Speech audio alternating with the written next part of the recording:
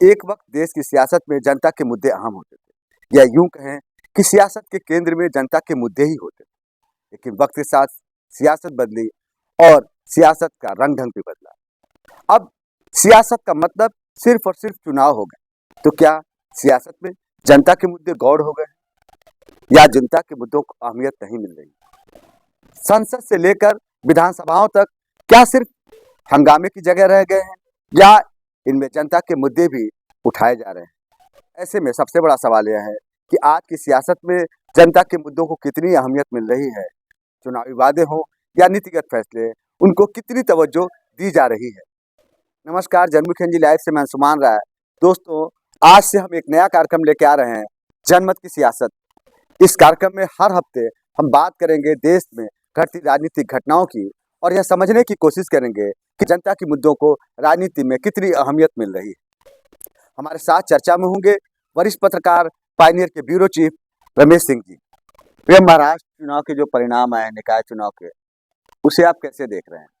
महाराष्ट्र में तो भाजपा काफ़ी स्ट्रॉन्ग रही है, और इस इलेक्शन में एक चीज़ तो काफ़ी क्लियर हो गया कि निगेटिव पॉलिटिक्स करके अब बहुत ज़्यादा सरवाइव नहीं कर सकते हैं।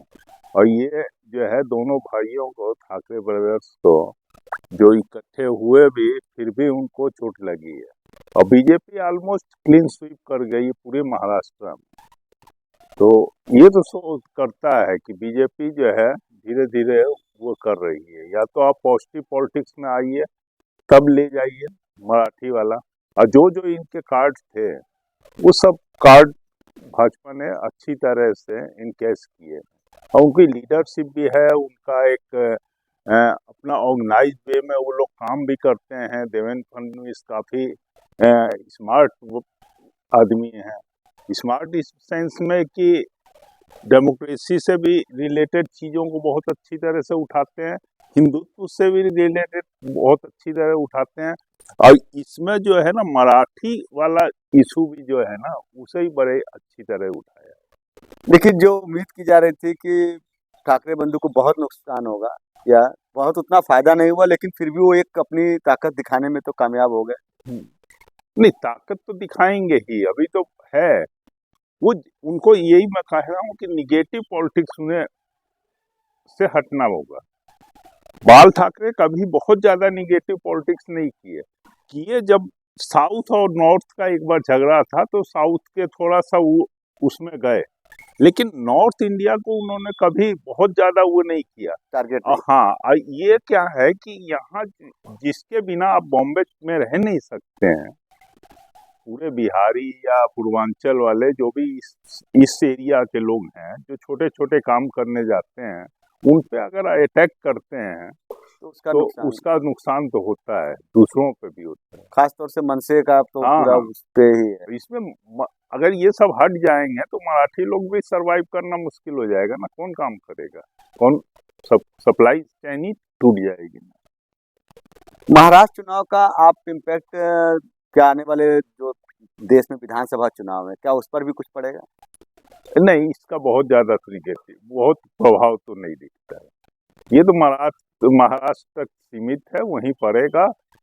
और जगह और सभी चुनाव का कहीं ना कहीं थोड़ा बहुत असर होता है, एक मैसेज तो जाता ही रहता है, लेकिन वैसे कोई बहुत प्रभाव नहीं। बीजेपी को थोड़ा बहुत बूस्ट करेगा, बीजेपी को थोड़ा बूस्ट करेगा इससे। हाँ, बीजेपी को बूस्ट करेगा। बीजेपी वैसे भी ऑर्गेनाइज्ड पार्टी है, तो वो एक सिस्टम से कॉर्पोरेट कल्चर में एकदम कॉर्पोरेट स्टाइल में चलती है। दूसरों को समझना होगा कि हमें अगर इनको तोड़ना है ना, या हराना है, तो हमें भी इस तरह से कंटिन्यूअस एक उसमें चलना होगा, ऑर्गेनाइज्ड।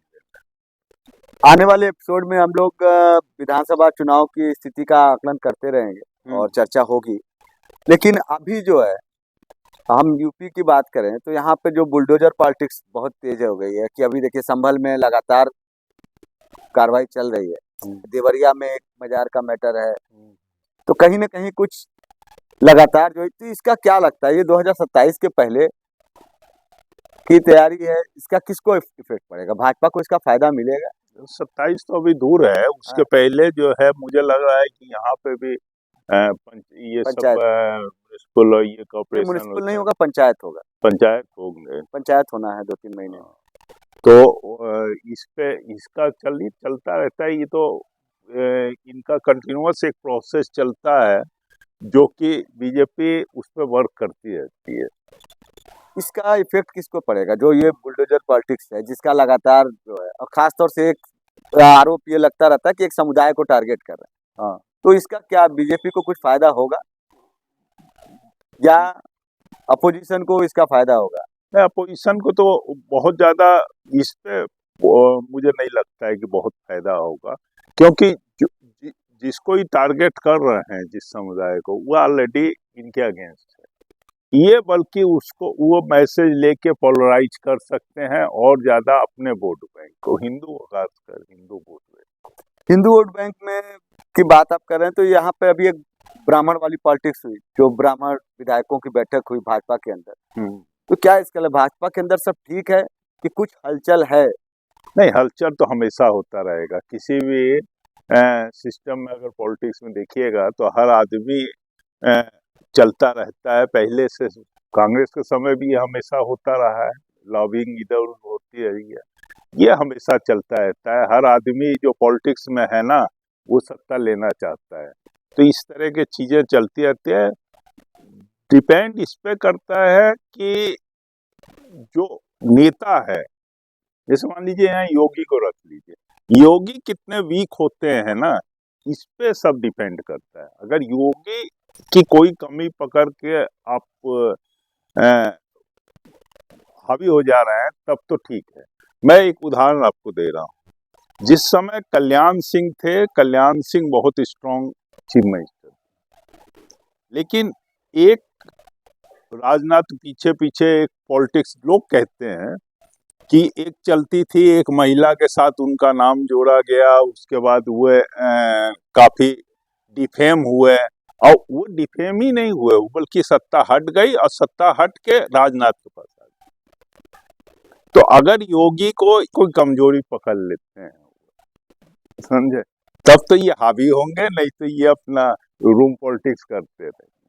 अब हम लोग बात करते हैं जो इस समय का सबसे ज्वलंत मुद्दा है, जो इस समय देश की राजनीति में भी इस समय काफी हलचल मचा रखा, मणिकंका घाट वाला मैटर। तो आप इस मैटर को कैसे देख रहे हैं? क्या ये सिर्फ विपक्ष का प्रोपगंडा है या इसकी कुछ बातें हैं जिस सरकार जिसमें फंस गई है या मजबूर दिखाई दे रही है? सरकार दो चीज में तो क्लियर फंसती है। एक तो बार बार ये कहती है कि हम यहाँ के जो प्राचीन सभ्यता है उसको मेंटेन करते विरासत हुए है, आधुनिकीकरण में जाएंगे, यहाँ की विरासत। हाँ, विरासत को। लेकिन विश्वनाथ मंदिर वाले में भी ये हुआ, काफी वो हुआ, लेकिन बाद में डेवलप होके चीजें वो हुई। यहाँ पे भी ये चीज हो रहा है, लेकिन परेशान तो है। जिस तरह से योगी कल भाग के आए, मतलब आए तो पहले से प्रोग्राम था उनका, लेकिन यहाँ आके मुझे लगता नहीं है, बहुत बार कभी किए हैं प्रेस कॉन्फ्रेंस किए, और वो खुद उन्होंने कहा भी कि हम इसीलिए आए, उन्होंने कहा भी कि हम इसीलिए आए। फिर इसको मतलब एक तरह से सत्ता का डर दिखा के लोगों पे, मीडिया पे वो करके कुछ मीडिया को से परेशान करें, डराएं लोगों को, लेकिन चीजें तो हुई हैं, टूट रही हैं। आपको बहुत पहले से एक प्लान वे में अगर चलते हैं कि इनको हम सेव करके पहले से हटा लें फिर तोड़ें, तो ऐसा तो हुआ नहीं है, टूटी तो है। और लोग भी जाते रहे हैं, सब देखते हैं, लेकिन जैसा दिखता है वो तो टूट रही है। विश्वनाथ मंदिर में भी काफी टूटी है। ये इनको राजनीतिक तौर से कितना परेशान करेगा? इनका देखिए पूरा जो हिंदुत्व वाला है ना, हिंदुत्व ही पे आप चोट करेंगे तो थोड़ा तो असर पड़ता ही है।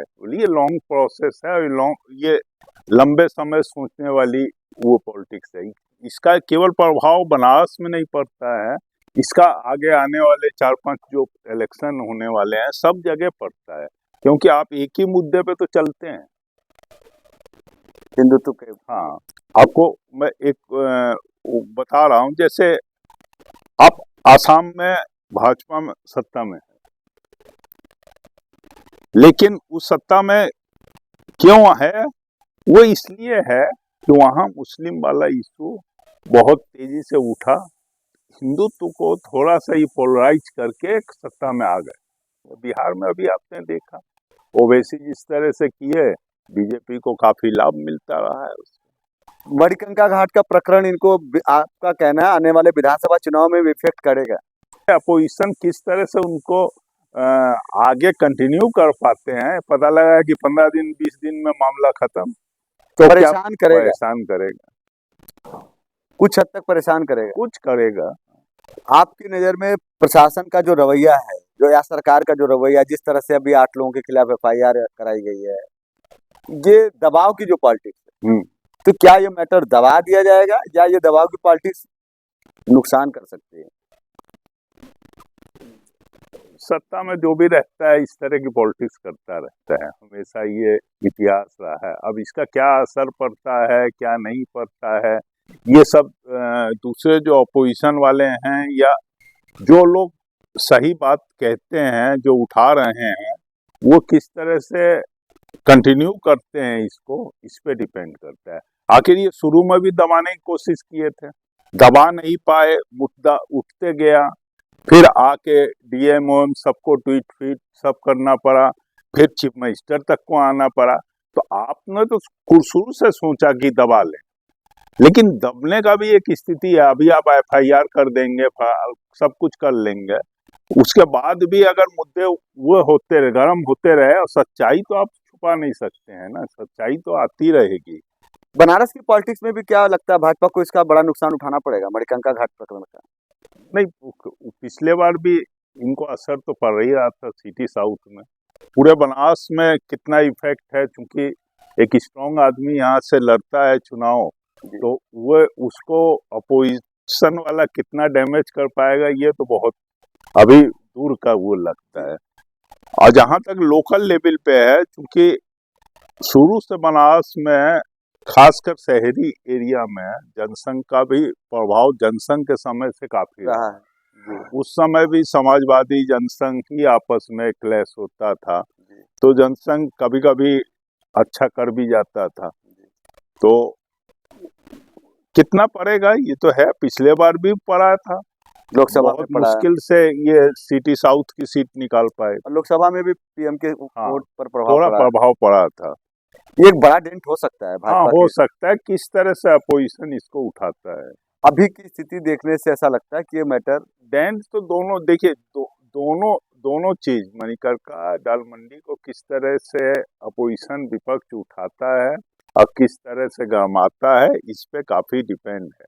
दाल मंडी भी एक बनारस का बहुत ऐतिहासिक चीज है, जहाँ पूरे शहर के लोग जो है जाके खरीदारी करते थे, उसमें किसी कास्ट या संप्रदाय का कोई नहीं है। हिंदू महिलाएं भी मजे से जाती थी, वहाँ करते थे, क्योंकि बिजनेस हब था। अब वो किस तरह से कर पाएंगे वो डिपेंड करता है। देखिए गुदोलिया और दशा समेत के बीच में भी इन्होंने काफी डेवलप किया, लेकिन आज विदेशी लोग तो खरीदारी कर रहे हैं, लेकिन मैं अब देखता नहीं हूँ। पहले देखते थे कि सब महिलाएं तुरंत करती है, गुदोलिया चलो वहीं से सामान खरीद लेंगे, सस्ता पड़ेगा, आने जाने खर्चा भी निकल जाएगा, थोड़ा पार्टी भी हो जाएगी, सब कुछ हो जाएगा उतने में।